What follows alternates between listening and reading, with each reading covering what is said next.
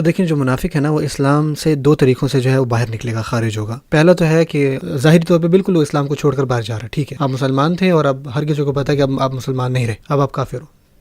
لیکن اس کی ایک اور بھی فارم ہے دین سے دور جانے کی، کہ آپ ظاہری طور پر باہر سے تو یہ دکھا رہے ہو کہ آپ دین رکھتے ہو، آپ اس کو چھوڑ کر نہیں جاتے کیونکہ آپ کو پتا ہے کہ اس کا بھی ایک سوشل کانسیکوینسز ہیں معاشرے میں، لیکن جتنے بھی پریکٹیکل پرپسز ہیں، جتنی بھی انٹرنل پرپسز ہیں، اندر سے آپ خالی ہو، آپ بالکل نہیں ایمان رکھتے یا یقین رکھتے، اور اب آپ ایک ایسے شخص بن گئے ہو جو پک اینڈ چوز کر رہے ہیں کہ دین سے کیا چیزیں میں لے لوں اور کیا چیزیں میں چھوڑ دوں۔ اور یہ صورت کا سب سے مین میسج ہے کہ آپ کی کوئی پوزیشن نہیں ہے یہ بات کرنے کی بھائی میں کیا چوز کروں گا یا کیا چھوڑوں گا، کہ یہ چیزیں جو ہیں وہ میں ایکسیپٹ کروں گا اور یہ چیزیں میں چھوڑ دوں گا، یہ دین کی چیزیں ہیں بھائی میں کمفرٹیبل نہیں ہوں ان کو کرنے میں۔ یہ سب سے مین بات ہے اس صورت میں بتائی گئی کہ بھائی آپ کی کوئی پوزیشن ہی نہیں ہے۔ جسٹ ریسنٹلی کل ہی کی بات ہے، میں ایک سیشن کر رہا تھا، یوتھ گروپ ہے ڈی سی میں ان کا، اور آخر میں ایک سوال آیا ایک ینگ سسٹر کی طرف سے، وہ کہتے کہ دیکھیں مجھے اسلام کی ہر چیز قبول ہے لیکن مجھے نہیں سمجھ میں آتا کہ اس حجاب کی کیا تک ہے، اور ایسا لگتا ہے کہ حجاب جو ہے وہ مردوں کے لیے ہے بیسکلی، کہ وہ ہمیں دیکھنا بند کر دیں گے، اس سے مجھے اس میں کوئی بھی پوائنٹ نظر نہیں آ رہا۔ میں نے بھی کیا بجائے یہ اس کو بتاتا کہ اس کے فوائد کیا ہیں اور کس طرح حجاب جو ہے ایک عورت کو عزت بخشتا ہے، سارے تقریباً یہ بات کر رہے ہیں اور لوگوں کو اس بات میں سمجھ میں نہیں آ رہی۔ میں نے کہا میں نے اس سے یہ بات نہیں شیئر کی۔ تھوڑے سے بنیادی سوالوں کے اوپر واپس آنا پڑے گا۔ سب سے پہلے ابراہیم علیہ السلام سے پوچھیں کہ ابراہیم علیہ السلام بھی اسلام سے محبت کرتے تھے، لیکن پھر اللہ تعالیٰ ایک چھوٹی سی ان سے ریکویسٹ کرتے ہیں ایسا کریں کہ ایک صحرا میں جائیں اور اپنے بیوی بچے کو وہاں پہ چھوڑیں۔ آپ کو کہیں یہ ملتا ہے کہ وہ آگے سے یہ کہیں کہ دیکھیں جی مجھے اسلام سب پسند ہے، سب باتیں ٹھیک ہے، لیکن یہ خاندان کو چھوڑنے والی بات جو ہے نا وہ پلے نہیں پڑی۔ جب انہوں نے یہ کر لیا پھر اللہ تعالیٰ کہتے کہ آپ کو آگ میں جانا پڑے گا۔ انہوں نے آگے سے یہ نہیں کہا دیکھیں مجھے اسلام کے بارے میں سب پسند ہے لیکن یہ خود کو جلانا آگ میں، یہ تھوڑا سا اللہ تعالیٰ زیادہ مانگ رہے ہیں مجھ سے، انہوں نے ایسا کچھ کہا۔ اور پھر آگے اللہ تعالیٰ کہتے ہیں کہ ایسا کرو اپنے جو بچہ ہے اس کو اللہ کی راہ میں ذبح کر دو۔ دیکھیں آپ کو کہیں یہ نہیں ملتا کہ وہ کہتے ہیں کہ دیکھیں میں اسلام کو، مجھے محبت ہے اسلام سے لیکن مجھے اپنے بچے سے بھی محبت ہے۔ کیا آپ مجھے تھوڑی سی لاجیکل ایکسپلینیشن دیں گے اللہ تعالیٰ کہ میں ایسا کیوں کروں؟ اس کے ذرا سوشل بینیفٹس بتائیں گے مجھے، کچھ سمجھائیں، مجھے سمجھ نہیں آ رہی بات، میں ایسا کیوں کروں؟ قرآن مجید میں آتا ہے اذ قال له ربه اسلم قال اسلمت لرب العالمین۔ اس کی ایک وجہ ہے جو اللہ تعالیٰ نے ہمیں یہ سبق سکھایا ہے سورہ بقرہ میں۔ اللہ تعالیٰ نے جب بھی ان سے کہا کہ تسلیم کرو، سرنڈر کرو، سرخم کرو، تو انہوں نے کہا کہ اسلم تو میں تسلیم کرتا ہوں، میں سرنڈر کرتا ہوں، پورا تسلیم کرتا ہوں رب العالمین کے سامنے۔ اس سے پہلے کہ ہم کسی بھی اسپیکٹ پہ بات کریں دین کو، ایک بڑی پکچر بھی اپنے ذہن میں رکھیں۔ اللہ تعالیٰ نے اس دین کو بنایا ہی ہے کہ آپ سبمٹ کریں۔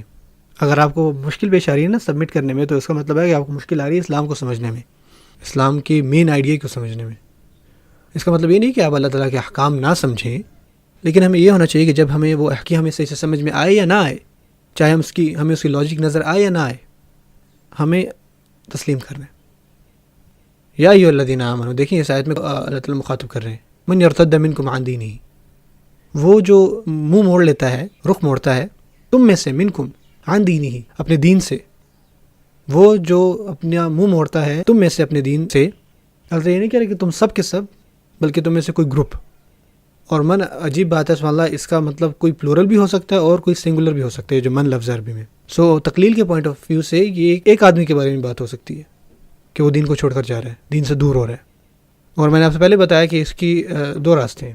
پہلا یہ کہ وہ بالکل کہہ دیں کہ بھائی جی ہم اب اسلام پہ نہیں ہیں، اور دوسرا کیا ہے کہ وہ اوپر سے تو ٹھیک ہے لیکن ان کے دل میں، ان کی دل کی گہرائیوں میں، ان کی سوچوں میں، ان کے ذہن میں وہ اس چیز کو سبمٹ نہیں کر رہے، اس کو تسلیم نہیں کر رہے، ان کو اس میں کوئی پوائنٹ نظر نہیں آ رہا کہ ہم کیوں بھائی اس پہ عمل کریں۔ اور ان ساری پریکٹیکل ریزن کی وجہ سے وہ دین سے دور ہیں۔ آپ دیکھیں کہ مسلمان کسی کے دل کا حال نہیں جانتے، ٹھیک ہے، لیکن اللہ تعالیٰ جانتے ہیں۔ جب ہمیں کوئی مسلمان ملتا ہے ہم تو کہتے ہیں السلام علیکم، ہم کوئی بھی کسی کو جج نہیں کرتا کہ آپ کے دل میں کیا ہے، لیکن اللہ تعالیٰ کو تو پتہ ہے، اللہ تعالیٰ جانتے ہیں اندر کیا ہے۔ تم میں سے ہر وہ جو اپنا منہ پھیرتا ہے، اپنے دین سے دور ہوتا ہے، فسوفا، تو پھر ان قریب، سوفا کا مطلب ہے وہی ہے کہ ماضی جو بعید ہے، ان قریب تم جان جاؤ گے۔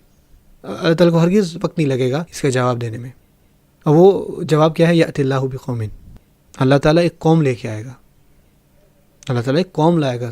یہ بڑی انٹرسٹنگ بات ہے۔ پہلا پارٹ کیا تھا، تو اگر تم میں سے ایک بھی جاتا ہے تو اللہ تعالیٰ جواب میں کہتے ہیں کہ اللہ تعالیٰ اپنی قوم لے آئیں گے۔ دوسرے لفظوں میں آپ سوچتے ہو کہ آپ اسپیشل ہو، اللہ تعالیٰ کو آپ کی ضرورت ہے، آپ یہ سوچتے ہو کہ اچھا جو آپ نے کنٹریبیوشن اسلام میں دی ہے وہ کوئی نہیں دے سکتا تھا، آپ کو کوئی ریپلیس نہیں کر سکتا۔ اللہ تعالیٰ کا جواب دیتے ہیں کہ تم کیا ہو، میں تمہارے بدلے پوری قوم لے آؤں، پوری نیشن لے آؤں، تم کوئی اثاثہ نہیں ہو، اپنے آپ کو اتنا بڑا نہ سمجھو۔